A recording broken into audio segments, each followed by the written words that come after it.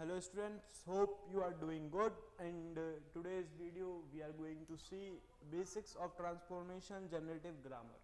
तो जो हमारा पार्ट 1 है उसमें हमने यूनिट 9 को देखा और बहुत सारी चीज़ें कवर करी हैं.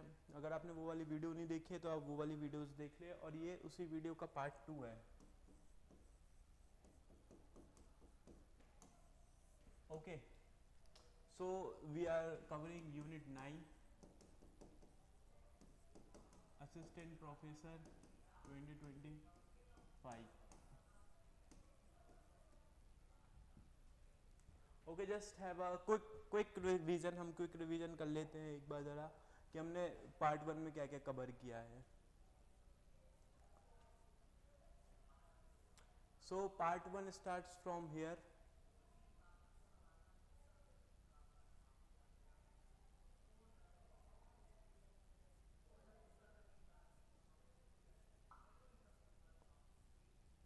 This is the part 1 where we have covered language varieties, register, what is a register, style and dialect. We have introduction, language varieties, regional variations, everything we have covered.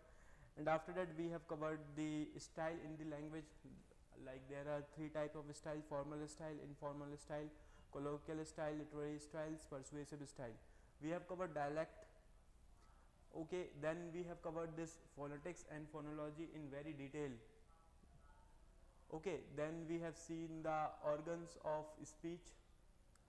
Like just for a revision, their respiratory system where air supply is much needed, lungs, trachea, windpipe. Phonatory system we have seen the larynx जिसे हम voice box कहते हैं, glottis. Okay, we have covered all these things, and we have also covered the phonemes, alphaphones and the phonetic symbols for English sounds in receiving pronunciation. RP means receiving pronunciation. Okay, we have covered all these things. Received pronunciation. Okay, then we have also seen the so many examples. I have given so many examples here. Vowel sounds, we have talked about the vowel sound, how vowel sounds work in English language. Okay, and then we have conclusion, and then in today's video we are going to see basic of transformation generative grammar, जिसे हम TGG भी बोलते हैं short form में. Okay, so let's talk about what is it, what हमें ये इतना ज़रूरी क्यों है इसे पढ़ना, और हम देखेंगे कि क्या है. चलिए, transformation generative grammar is a linguistic theory developed by Noam Chomsky. सबसे पहले आपसे ये पूछा जा सकता है कि ये जो थ्योरी है ये किसके द्वारा डेवलप्ड की गई थी. Okay, first of all, who have developed this theory? So the correct answer is Noam Chomsky. Okay, and now we, और कब की गई थी? तो 1950 की बात है जब ये डेवलप्ड की गई थी theory. Okay, now it's explained how human generates and understand an infinite number of sentences using the finite sets of rules. जो हम लोगों ने रूल्स बनाए हुए हैं, इसके अकॉर्डिंग कैसे ह्यूमन बींग्स जनरेट करता है और अंडरस्टैंड करता है वो चीज को. That is called as basics of transformation generative grammar. So now let's talk about the definition in more detail. Okay, it's an also the theory of syntax. Okay, what is syntax? Basic structure of a sentence is called as syntax. Okay, that is basic sentence forms, the whatsoever thing we are studying under the basic sentence forms is come under the syntax. Okay. Okay, so this is all about the definition. अब हमको जो भी पढ़ना है वो theory of syntax के लेके करना है, और कैसे एक जनरेटिव ग्रामर का ट्रांसफॉर्मेशन होता है हमें ये देखना है. ओके, एक्चुअल जैसे हम लिखते हैं और रिटर्न सेंटेंसेस है यूजिंग ट्रांसफॉर्मेशनल रूल्स. जो हम ट्रांसफॉर्मेशनल रूल्स, जो हमने सेट्स ऑफ रूल्स यूज, जो हम जानते हैं उनका यूज करके. For example, if there is any sentences, for example subject is there, verb is there, then object is there. Okay, this is the basic sets of a rule, and through which we produce so many sentences while speaking and writing. I hope I am clear to you. Okay, and then let's talk about key concepts of TGG. So सबसे पहला हमारे पास concept आता है competence versus performance. Competence versus performance. So the innate ability of speaker to form grammatically correct sentence. What is competence? जो grammar हम जितने भी sets of rules जानते हैं हम उसको लेके एक करेक्ट सेंटेंस बनाते हैं, that is called as competence. And what is this performance? The actual use of language in real life communication. And performance आपने ये यहाँ पे आप कोई सेंटेंस बना रहे हैं आप कॉपी में या फिर एग्जाम दे रहे हैं वहाँ पे आप करेक्ट कर रहे हैं, that is called competence. But when you are communicating with someone, okay, real life communication, जैसे कि आप जाते हैं for example there is some shop where you asked for an ice cream, please give me an ice cream. That is a real life communication and you have produced the right sentences, that is called as performance. Okay, I hope I am clear to you. Now see, TGG, on competence not performance. जो हम ये TGG है ये हमें देखना है competence पे, अभी हमें ये परफॉर्मेंस से कोई लेना देना नहीं है. Okay, so now we will compare another one. Now we have deep structure versus surface structure. Okay, what do you mean by deep structure? The underlying syntactic structure of a sentence representing its meaning. एक कोई sentence है वो एक meaning को show कर रहा है, जैसे कि फॉर एग्जांपल डीप स्ट्रक्चर है.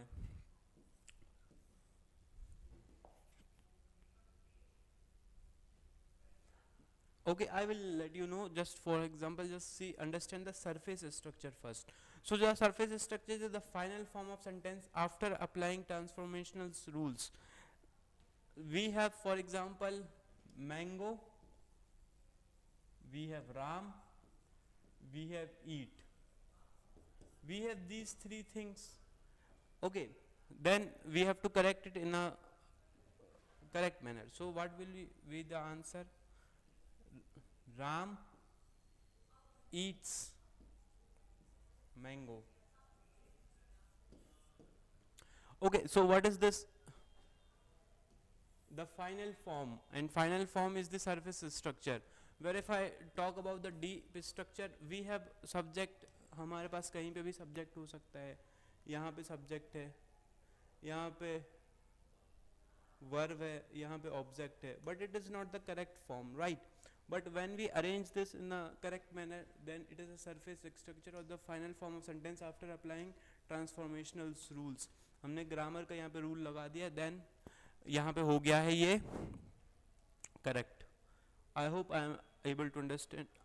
You hope you are able to understand. Now let's have an example.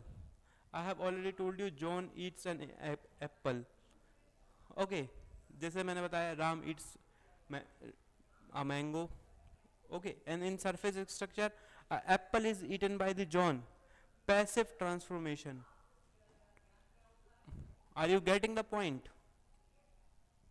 जो ये deep structure है, subject. Okay, so now let's see. Hello. Hope I am hello. Yeah. So see, now here we have to see that John eats an apple. It's in deep structure. The underlying syntax structure of a sentence representing its meaning. John apple खाता है. Then what we did in surface structure? Surface structure the final form of the sentence after applying transformational rule. हम यहाँ पे transformational rules लगा देंगे तो इसका an apple is eaten by John. Have you heard the word passive and active? Passive voice and active voice. So whatsoever thing is there, we have to just transform it. And एक ही sentence को बोलने के कई मतलब होते हैं, correct? So in here deep structure or surface structure, I hope you are able to understand. Now let's see another one. grammar. What do you understand by generative grammar? Generative grammar is that set of rules that can generate an infinite number of grammatical sentences. It includes phrase structures rules and transformational rules. Okay, so set of rules that can generate an infinite number of grammatical sentences. Now let's see phrase structure rules. Very important. We have seen that to apply generative grammar, अगर हमें generative grammar को apply करना है तो हमें phrase structures rules तो पता होने चाहिए, करेक्ट, तभी तो हम जनरेटिव ग्रामर कर पाएंगे. तो वही अब यहाँ पर हम सीखते हैं कि फ्रेज स्ट्रक्चर्स रूल्स को कैसे अप्लाई करना है. तो सबसे पहले हायरार्की को समझेंगे. तो जो भी मैंने बताया आपको, सेंटेंस है और you can say any subject, the boys runs, okay, NP and VP. What is NP? NP is noun phrase. ठीक है. Example, the cat. Then we have verb phrase. Eats an apple. Eats क्या है? Verb है. Apple क्या है? Noun है. तो verb plus NP, noun phrase. Okay, then we have preposition phrase, PP.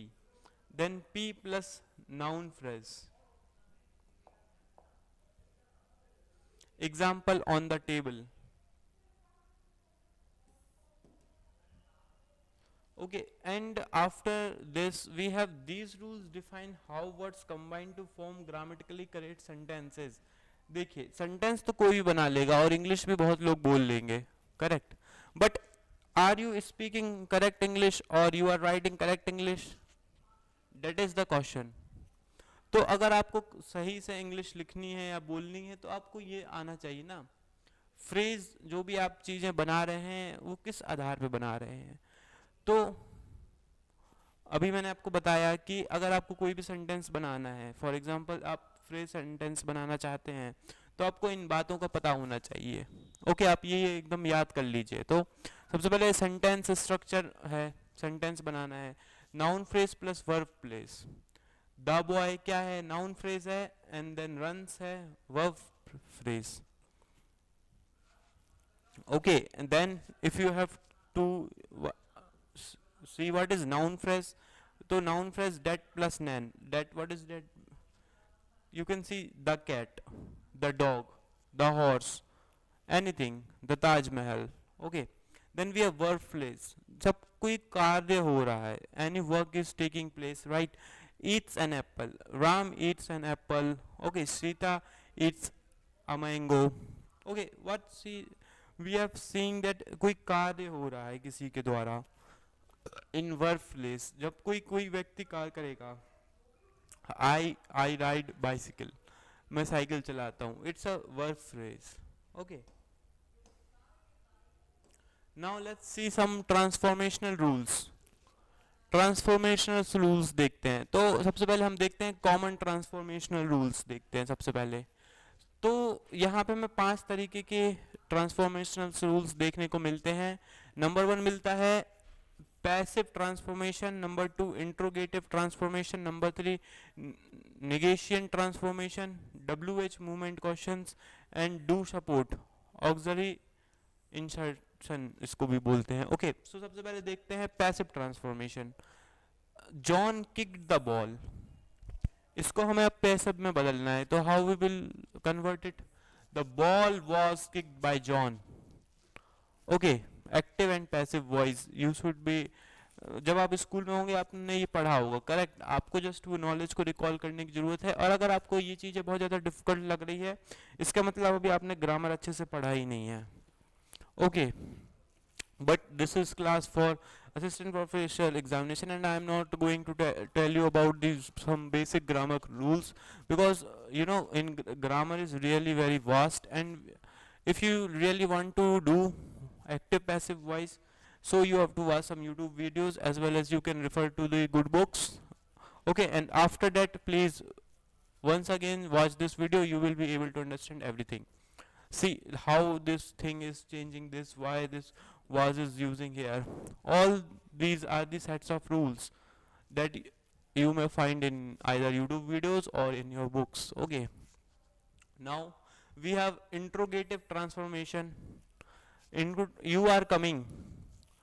अब इसको हम इंट्रोगेटिव क्वेश्चन पूछ रहे हैं आपके दोस्त से, you are coming, are you coming, then ये बन गया interrogative transformation. Now we have negative transformation, he is happy, he is not happy. Then WH movement is there, question formation. You saw who did you see? This is WH movement. WH, what is WH? WH words are those who have who, where, when, how is an exceptional case which is not start with W but it's also considered into WH questions only. Okay, and most important is that what, who, where, when, how. Okay, these are the questions. Now let's have an do support auxiliary insertion. He eats apples. Does he eats apples? Okay, I hope I have given you the example. I have told you this is the common transformation rules that you have to apply in the grammar. Okay, now let's move further. Now we will see importance of TGG. What is the information of transformative grammar? Okay, क्या importance है? अभी हमने इतनी चीजें देख ली, इसका क्या महत्व है, ये क्यों जरूरी है, तो अब देखते हैं कि क्यों जरूरी है. तो explain how human produce and understand language using rules. See, अगर कोई रूल ही नहीं होगा तो किसी को कुछ समझ ही में नहीं आएगा. कोई कुछ और बोल रहा है, मान लीजिए किसी देश में कुछ और ही टाइप के इंग्लिश के रूल्स हैं, इंडिया में कुछ और ही चल रहा है, तो it's really very much difficult to understand. So that is the reason we need sets of rules to govern the languages, and study of these things is considered as grammar. Okay, so this is the first point. And another point is that shows that language is not just a list of memorized sentence but follow a system. See, ऐसा नहीं है कि आपको बहुत सारे लोगों ने बताया होगा कि कुछ सेंटेंसेस डेली लाइफ के याद कर लीजिए, 5000 सेंटेंसेस याद कर लीजिए, पूरी इंग्लिश इसी में ख़त्म हो जाएगी, बट ऐसा नहीं है. ये कोई लिस्ट नहीं है कि आप इसको याद कर लें और आप इंग्लिश बोलने लगेंगे. No, you have to learn the set of rules, then you have to make your own sentences using that, because you know right now I'm speaking in English, but क्या ये मैंने इतनी सारी लाइन्स याद करी? क्या नहीं, मैंने ये सब याद नहीं किया है. So language is not just a list of memorize sentence but a system. एक सिस्टम है जिससे को मैंने समझा, जिसको मैंने जान लिया, मुझे अब रूल्स पता है कब कहाँ पे क्या यूज़ करना है. करेक्ट. सो आपको भी अगर इंग्लिश सीखना है तो आप बस केवल मेमोराइज सेंटेंस करके नहीं बोल पाएंगे English. You should have practice a lot. There is a parts of speech as well as tenses. You should know what is parts of speech, what is noun, pronoun, adjective, verb, all these things, and after that tenses. Okay, then modifiers are also, modals are there. Okay, there are so many things. So if you want to learn all the grammars, just you can comment.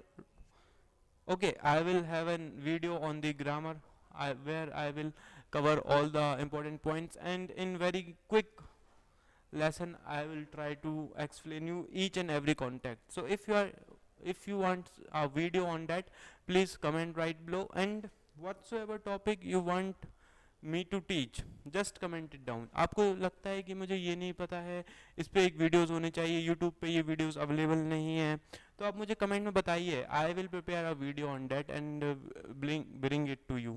Okay, now let's see.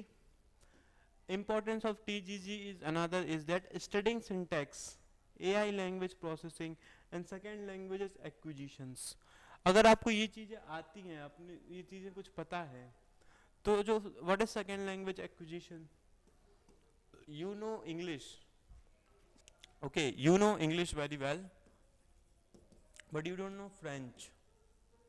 So this French is called as the second language education. With the help of English, there is a English tutor who is teaching you the French. First of all, he will brief you about the grammar of the language, sentence formations, all the alphabets in the French. Okay, then you can have in second language acquisitions, और आप फर्राटेदार French भी बोलने लग जाएंगे. Okay अब जो AI है, AI language processing, वो भी क्यों कर पा रहा है? अगर आज चैट जीपीटी इतनी तेजी से लिख पा रहा है तो वो इसी वजह से लिख पा रहा है कि उसको एक बेसिक सेट्स ऑफ रूल्स दिए गए हुए हैं, वो उसको समझता है. ओके और देन वो उस पर काम करके आपको एक करेक्ट सेंटेंस का फॉर्म करके देता है. और studying sentence, I have already told you in the brief, it's play a really very important role in that also. Now let's have an criticism of TGG. अब देखिए कोई चीज़ बहुत अच्छी है तो उसका क्रिटिसिज्म तो होगा ही, है ना. हर कोई किसी भी चीज़ का क्रिटिसाइज करता है. Everyone have an freedom to criticize anything, right. So now we have some argued that too focused on sentence ignores the meaning. कुछ लोग, हमारे ज्ञाता जो लोग हैं, वो कहते हैं कि जो ये है टीजीजी, ये टू फोकस्ड ऑन सिंटैक्स है, सेंटेंस के स्ट्रक्चर्स कैसे होने चाहिए इसी के बारे में बताता है. बट जो मीनिंग निकल रहा है, जैसे अगर किसी चीज़ का मीनिंग निकलता है उसको सिमेंटिक्स बोलते हैं. हमने प्रीवियस वीडियो में देखा, अगर आपने वो वाली वीडियोस नहीं देखी है तो प्लीज़ आके वो वाली वीडियोस देखिए. Okay so too focused on syntax है, ठीक है. मीनिंग, अगर आपने कोई सेंटेंस एकदम करेक्ट भी बना लिया, मान लो जो कोई सेंटेंस है वो एकदम करेक्ट बनाया है आपने, okay the sentence is really very correct but have no meaning. Let's an example. जैसे कि एक सेंटेंस बनाइए जिसका कोई मीनिंग ही नहीं हो. Ram fly away. Ram fly away, Ram उड़ गया. क्या ये पॉसिबल है? इसका कोई मीनिंग निकल रहा है क्या? Is there any meaning? Ram fly away, no, no meaning is there, but sentence is correct. You can see the two focus on syntax, sentence is correct but there is no meaning in it. Ram उड़ ही नहीं सकता, right? This is the first criticism. Now we have another criticism, later linguistic models like minimalism. Okay, Chomsky 1990s में replaced part of TGG, और ये बहुत ही ज़्यादा, Noam Chomsky हमने बताया आपको शुरू वीडियोस में, इनका ही ये कॉन्सेप्ट था. ओके 1990s में ये एक और कॉन्सेप्ट लेके आते हैं, minimalism. So first of all, if you are someone who is preparing for NET SET okay examination as well as assistant, you should know who developed, who this linguistic model is developed by whom? Chomsky. When? In 1990s. Okay, that's all for this. Now let's move, let's see the conclusion. Like अगर हमने इतना कुछ पढ़ा है तो अब क्या है ये, what is this? तो ये जो है TGG, इसने बहुत रिवोल्यूनाइज्ड कर दिया था linguistic by showing that language is a rules based and generative. It's can be generated by anyone, any human beings can generate this thing. Okay, it introduce, हमने कॉन्सेप्ट देखा डीप एंड सरफेस स्ट्रक्चर का, phrase structures, rules को समझा, transformations कैसे करने हैं वो समझे. Okay and that's all. This is the why this is so important. Okay, I hope I am clear to you. Now we will have another number, grammar translations method and direct method, GTM and direct method. अभी हमने देखा कि transformative grammar देखा, हम कैसे grammar को transformative कर सकते हैं, उसके कौन कौन से पार्ट्स हैं, क्या चीज़ें हैं. Okay, now we will have grammar translations method, GTM and direct method. So grammar translation method की बात करते हैं तो सबसे पहले डेफिनेशंस देखते हैं. क्या है definition? The grammar translation method is a traditional language teaching method that focuses on reading, writing and translations. So see, if you are someone who is engaged in these kinds of activities, if you are reading a book, you are writing a book, or you are writing something, you are writing a letter, or you are translating something from Hindi to English, then what do you need? You need this grammar translation method. Okay, अब उसमें देखा कि वो memorised level पे नहीं था, but It is based on the memorization of the grammar's rules and the vocabulary with the messages of translation text between the target language and the native language. अब सी देखिए, अब आपको हिंदी में किसी ने आपको रामायण मिलती है या फिर संस्कृत में मिलती है, अब आपको उसको इंग्लिश में ट्रांसलेट करना है. So which method you will use?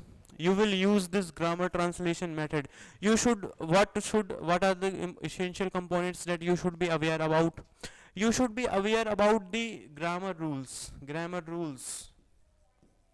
Most important thing कि अगर हिंदी में ग्रामर बहुत ही अलग है एंड संस्कृत में अलग है और इंग्लिश में बहुत अलग है, तो आपको इंग्लिश के ग्रामर रूल्स के बारे में पता होना चाहिए. उसके बाद जिस लैंग्वेज को आप ट्रांसलेट कर रहे हैं, आपकी जो ये फर्स्ट लैंग्वेज है, इसकी भी ग्रामर पता होनी चाहिए. Then you have to know this grammar also. उसके बाद आपको वोकेबलरी आनी चाहिए. जैसे हिंदी और इंग्लिश में मान लीजिए आप कुछ ट्रांसलेट करना है, आपको पता होना चाहिए. अब जैसे कि कोई एग्जाम्पल लेते हैं, राम स्कूल जाता है. Ram, let's have more easy example. Okay, देखिए अब आपको कोई एकदम आसान सा बात करते हैं. आई ईट बनाना, मैं केला खाता हूँ. अब देखिए केला and this banana, these are both different. So this is what? This is vocabulary. Khata, it is in English said eat. Okay, so if you want to translate something, then you should be aware of this. I think this is, we all are familiar with this thing, grammar translation method. Just you have to recall your previous thing that you have studied in your schools. Okay, it's not very tough. अब देखते हैं grammar translation method के कुछ features देखते हैं जो हमारे लिए बहुत इंपॉर्टेंट है. ओके, 7 फीचर्स हैं यहाँ पे मेंशन्ड. सबसे पहला फीचर है जो ग्रामर ट्रांसलेशन मेथड है, ये फोकस करता है ग्रामर के रूल्स के ऊपर. ओके, इसमें आपको जो ग्रामर्स के रूल है वो याद ही करने पड़ेंगे and you have to apply them when you are doing the translations lesson. Then emphasizes on the reading and writing, लिखने और पढ़ने में ज़्यादा फोकस करता है. Okay, use of native language, the native language L1 I have already told you is extremely used for the explanation and the translation. अगर आपने बहुत पहले देखा होगा कुछ टीचर्स है वो आपको हिंदी के सेंटेंस देंगे और बोलेंगे इसको इंग्लिश में ट्रांसलेट करके दिखाइए. सॉरी, तो आप वो पूरा फिर आप गलत सेंटेंस बना के लेके जाते थे इंग्लिश को, आप वो पूरा हिंदी में समझाएंगे कि ऐसा ऐसा नहीं है, ऐसा होगा. बट ऐसे करके आप क्या इंग्लिश सीख पाए? नहीं सीख पाए. So that is use of native language. Most of the this is the very early method of teaching English in India. We use grammar translation method to teach English in India. Okay, that is the reason why we are studying in this thing in unit 9. Okay, translations based learning is there. Sentences are translated from the targeted language to the native language and the vice versa. I have given you the example of Mahabharata, Gita, Ramayana. Okay, these all were that translate. There is a translation in the English, and how it is possible, translation based learning. Then we have explicit vocabulary memorizations. See, lists of words with their meaning. आपने बचपन में जब आप बहुत छोटे से बच्चे होंगे या फिर आप लोगों के भी बच्चे होंगे, आपने कोई मतलब किसी बच्चों को तो देखा ही होगा, आप उसको सबसे पहले with the help of a photographs or a pictures you told them this is dog, this is cat, और ऐसे करके आप पूरा बताते हैं उसको, एक एक वर्ड से आप फेमिलियर कराते हैं और उसका मीनिंग भी बताते हैं. ठीक है, अगर गो है तो जाना है, और these all things in the very beginning of our life we learn these things. Okay, and आज भी हमें ये सब सारी चीज़ें याद है. Okay, this is the only thing. Okay, then we have lack of speaking and listening practices. और इसमें एक फीचर ये है कि oral communication and pronunciation are not emphasized, कि ये आपने बस हिंदी टू इंग्लिश ट्रांसलेट कर दिया, आपने किसी फ्रेंच टू इंग्लिश ट्रांसलेट कर दिया, इंग्लिश टू जर्मन ट्रांसलेट कर दिया, आपने बस कर दिया।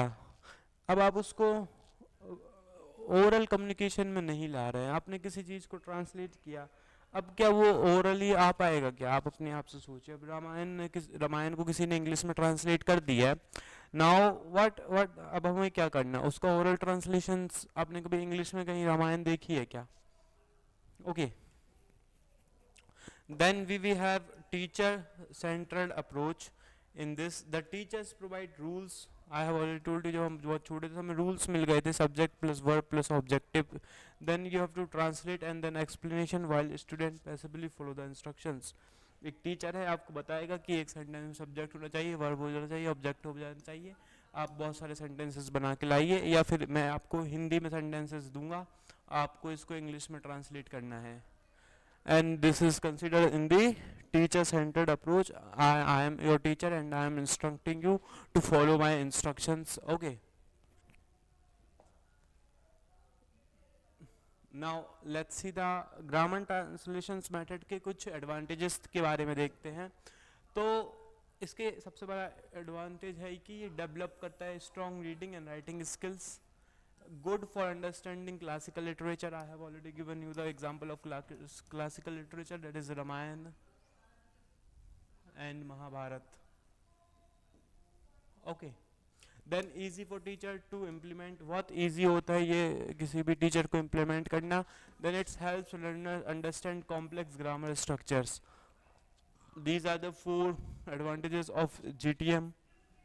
Okay, now let's see disadvantages. Disadvantages की बात करें, कोई ignores speaking and listening skills, lack of real world communication practice, focus on the memorisation rather than the practical language use. I have already told you, अब ये अब कुछ भी practical नहीं है, राम जाता है, राम खाता है, सीता गाती है, what is this? This is not an practical approach. You should be in practical. While I am teaching tenses to my students, I generally use them to make sentences based on the practical example, like what have you done in today or before. If there is a past sentence, I will tell you that I will tell my student that make sentences that will be in the past on the based on past simple tense on the real practical languages. So if you are interested, who really want to improve your English, you can join my classes. Okay, classes are available. Just drop your contact number or you can WhatsApp me. You can contact me on WhatsApp. My phone number is this. Okay, then I will tell you everything in the detail. Now let's move to further. Student may struggle with the fluency. अब ये grammar translation method में आपको fluency नहीं आएगी English में, सबसे बड़ा disadvantages इसका यही है. Now let's move to the direct method. अब डायरेक्ट मेथड क्या है? डायरेक्ट मेथड की सबसे पहले हम डेफिनेशन देख लेते हैं. Okay, the direct method is a modern language teaching approach that focuses on the spoken communication. अब इसका फोकस कहाँ पे होगा? जो डायरेक्ट मेथड है इसका फोकस कहाँ पे होगा? इसका फोकस होगा हमारे स्पोकन कम्युनिकेशन पे, इमर्सिव लर्निंग पे हम बहुत ज़्यादा सीखेंगे, देन इंट्यूटिव ग्रामर एक्विजिशंस पे with relying on the translation, without relying on the translation. अब हमें यहाँ पे डायरेक्ट मेथड में कोई ट्रांसलेशंस की ज़रूरत नहीं है. अब जो एक टीचर है वो डायरेक्ट ही इंग्लिश में आपको सब चीज़ें पढ़ाएगा और आपको सब चीज़ें इंग्लिश में समझती हैं. There is a no role of another language, there is a no role of L1 languages. Okay, everything will be happen in the same languages and it is known as direct method. Okay, अब ये सबसे emphasise on learning a language in the same way as child learns their first language through direct exposure and the practices. See, जब एक बच्चा जन्म लेता है हम वो कैसे सुनता है? By listening. Now after some point time, if a child is calling mom, that means he wants some water. Okay, and how अपन जब ये इसने listening किया कि अगर मैं ये बोलता हूँ और while you know, now first of all let's have what are the essential components of the communication. So first of all we have listening. हम जितना कुछ आज सीखे हैं सब सुन के सीखे हैं. Another one speaking. Listening means hearing, okay, and speaking, बोलना और सुनना. and it is known as the communication, correct? So अब जब हम बच्चा है, अब बच्चा बहुत अच्छे से हिंदी बोल लेता है. आज today I am speaking English as well as I am speaking Hindi, and you are all speaking in Hindi. See, there are so many students who are good in Hindi. Okay, but कभी कभी आपने ऐसा देखा होगा कुछ extraordinary बच्चे हैं, और बहुत सारे बच्चों को मतलब बचपन में ही देखिए 5 साल के 4 साल के होते हैं, वो हिंदी अपने आप बोलने लगते हैं बस सुन के. And that is called direct method, and that's all. Okay, direct exposure मिलना चाहिए, you know, direct exposure should be there in the direct method, and that's all. Now let's have the key features of the direct method. So I have already told you, if you want to learn English, then English should be only there, only the targeted language, and our targeted language is English. हमारा targeted language क्या है? English. So first of all, we do not use their native language. हमें English को पढ़ाने के लिए हम हिंदी का यूज़ नहीं कर सकते. There is no rule in the direct method to use this native languages. Okay, किसी भी चीज़ का explanation करना है तो वो भी हम English में ही explanation करेंगे. अगर आपको समझ आए ना आए उससे कोई फ़र्क नहीं पड़ता. Indirect method and focuses on the speaking and listening. I have already told you. जो भी आप सुन रहे हैं आपको चीज़ें पता चल रही हैं. Okay, then you are trying to speaking that sentences correct or incorrect, words correct or incorrect, it's not matter, but with the passage of time you will able to understand, and you can do it with the help of listening and speaking. सबसे इसमें अब उसमें देखा था हमने कि GTM में grammar translation method में इसका कोई रोल ही नहीं था. No role of oral communication, but in direct method it is a really very important. You should practice oral communication with your friends as well as your family members, then only you will able to improve English or whatsoever learning or whatsoever language you are learning, for example French or Spanish. And then if you have to do, then you have to be rely on the practical conversation. Okay, how was your day? My day was good. These are the example of the practical conversations. Okay, now we have third thing, that is inductive grammar teaching. In inductive grammar teaching, instead of memorizing grammar rules, students learn grammar naturally through the usage. अब जो भी चीज़ें हम use के through learn कर रहे हैं, that is considered under the inductive grammar teaching. Then we have vocabulary taught in the context. See, जैसे बच्चा होता है उसको बहुत सारी पिक्चर्स दिखाई जाती है, कुछ एक्शंस होता है, रियल लाइफ सिचुएशंस दी जाती है, ना कि ट्रांसलेट करवाया जा सकता है. Okay, this is under vocabulary taught in context.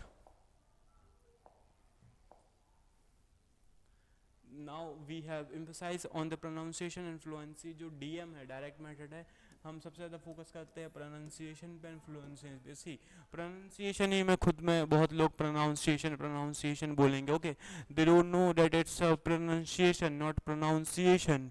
Okay, so more focuses on the pronunciation, like if you are speaking the correct. And in the last video we have seen the phonology, phonetics. Okay, how we have seen the organs of the speeches. Okay, with the help of that we are pronouncing the correct sound or not, and are we fluent in the particular language.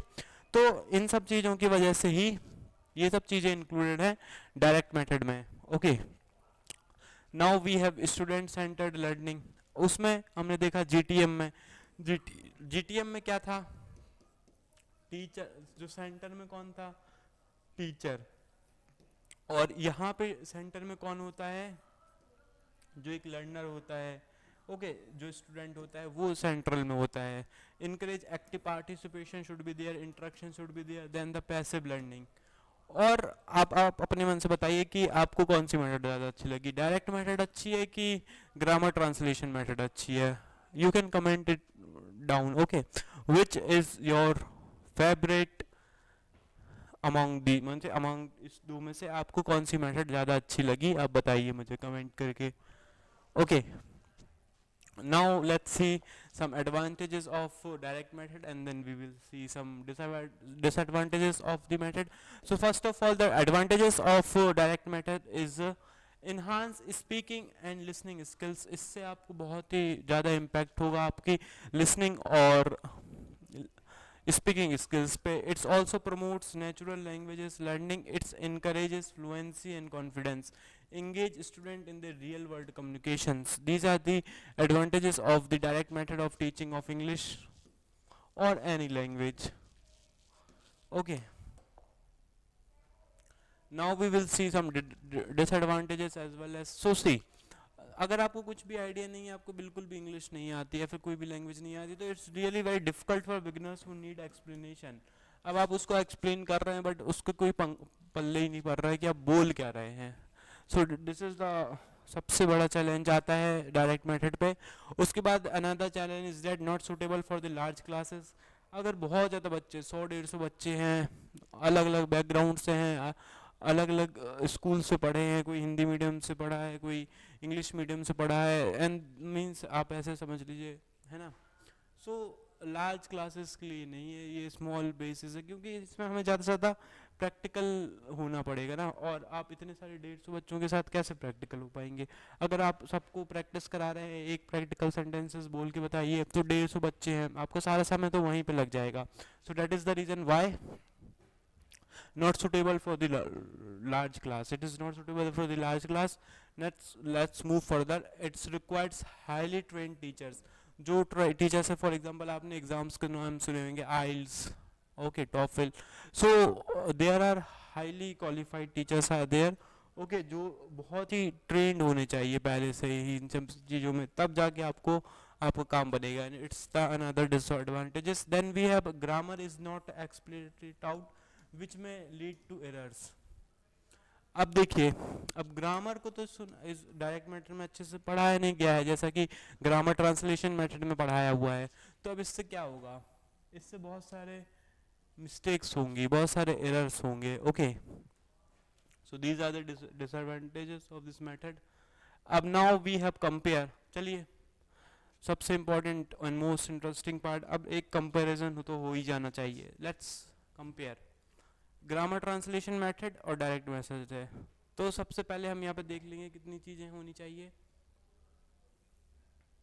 Number 1 focus, number 2 use of native language, number 3 grammar teaching, number 5 pronunciation focus, number 6 speaking practice, number 7 teaching roles, number 8 students roles. So जब grammar translation method होगा तो इसका focus कहाँ पे होगा, grammar पे focus होगा, reading पे फोकस होगा, राइटिंग पे फोकस होगा. बट डायरेक्ट मेथड पे कहाँ पे फोकस होगा, स्पीकिंग पे फोकस होगा, लिसनिंग पे फोकस होगा, फ्लुएंसी पे फोकस होगा. Now use of native language used for explanation and translation, और इसमें तो बिल्कुल भी यूज नहीं होगा, हमने देखा. Okay, grammar teaching, rules are memorised. यहाँ पे आपको याद करा के आपको परेशान कर दिया जाएगा कि ये याद करो, ये क्यों नहीं हुआ. But learn through the practice, आप जब प्रैक्टिस करेंगे आप अपने आप सीख जाएंगे direct method. Okay, then we have vocabulary learning, memorise list, आपको एक लिस्ट थमा दी जाएगी, इसको याद करके आना कल. ओके, ट्रांसलेशन थमा दिया जाएगा कि ये 50 सेंटेंस हैं हिंदी के, इसको इंग्लिश में ट्रांसलेट करके लाना कल. But learn in the context real life situation, आपको बैठे बैठे ही कहा जाएगा कि आप ये सब करिए, आपको इसमें कम से कम होमवर्क दिया जाएगा. प्रोनाउंसिएशन फोकस होगा, तो इसमें कोई भी प्रोनाउंसिएशन पे ध्यान नहीं देगा, आप कैसा भी बोल रहे हैं, वाइट को वाइट बोल रहे हैं या फिर कुछ भी बोल रहे हैं, कोई लेना देना नहीं है. बट यहाँ पे आप अगर वाइट को वाइट बोल रहे हैं तो काम नहीं चलेगा, आपको वाइट को वाइट ही बोलना पड़ेगा. Then we have to speaking is practice very limited, यहाँ पे आपको ज़्यादा से ज़्यादा स्पीकिंग प्रैक्टिस नहीं करा पाएगी, और यहाँ पे एक्टिव एनकरेज्ड, आपको ज़बरदस्ती बोला जाएगा कि आप करिए. Then we have teacher's role, central and authoritative, where यहाँ पे फैसिलिटेटर और इंटरेक्टिव. मैंने आपको पहले ही बताया था, यहाँ पे जो teacher is the centre and here is the learner is the in the centre. Okay, then we have student's role, passive listening और राइटिंग, सुनेगा और लिखेगा बस, और ज़्यादा उसका कोई लेना देना नहीं है. बट यहाँ पे वो लिसनर जो है वो बहुत ज़्यादा एक्टिव हो जाएगा, बोलेगा भी और बहुत ज़्यादा इंगेज भी होगा. So this is the main comparison of the GTM grammar translation method and the direct method. Now I have already told you, you can comment what do you think, which is the best method to teach English, or yeah, which is the best method to teach English, GTM or DM. Okay, so that's all for the today's session. Hope you are like this session, and in the upcoming session, which means in part 3, we will see modern techniques of teaching English and use of ICT. ICT means internet and computer technology, information and computer technology. Okay, so we will have an use of की computer हम कैसे use कर रहे हैं पढ़ाने के मामले में, और हर एक चीज़ के बारे में हम जानेंगे। और उसके बाद हम देखेंगे कि क्या क्या मॉडर्न टेक्निक्स हैं इंग्लिश की और इनका कहाँ पे फोकस होता है। और this is going to be a very good video where you will have learn a lot of things. So if you haven't subscribed to my channel, please subscribe to my YouTube channel, as well as you can see my other videos which will be helpful. We will have today's these things. Okay, we will go into deep where you will learn everything, and after that we will have another important session in that part 3 video only. After covering the technology, ICT and modern techniques in English, then we will move to the figure of speech and literary terms. Or maybe there one more videos, that is part fourth of this unit 9, figure of speech and literary terms. See, when you clear the mains examination, then interview is there. So in 2020 assistant professor examination, so many questions were asked from the figure of speech and literary terms, so it's really very important. So that is the reason why I want a separate video on this particular topic, so be ready for it. Then we will have figure of speech and the literary terms, then we will see everything and with an example. Okay, and I will also give you the practice questions so that you can practice. Then there will be a very chance of very less mistake. Then we will have all this figure of speech, then we will have literary terms, all the literary terms like what is plot, what is theme, what is the settings, characterizations, point of view, everything we will cover on details. I have prepared everything in this slide, and in upcoming videos we will go through it, and that's all. Okay, so in another video we will cover everything. Already one video is there and second video is here, and the third video is upcoming. And if not if possible, we will also have video number 4 where we will have an separate video for the literary terms and figure of speech. That's all. So I am Aman, and I would like to tell you about something. Yeah, so I think that's all for the today's class. So if you want to contact me, you can contact me on this number. For if you want to learn English, or if you are someone who really want to qualify assistant professor examination in 2025, the date is already out. 1st June is your examination date. Okay, and if you are someone who is also preparing for the NET and SET examination, you can follow me or subscribe to my YouTube channel, or you can WhatsApp me. Okay, as well as you can also follow me on Instagram. Okay, so this is all about me. I am a postgraduate in English literature, as well as I am also qualified as an assistant professor. Okay, hope whatsoever information I am giving you is really very helpful to you, and that's all. Thank you so much. I will see you in the next class. Thank you.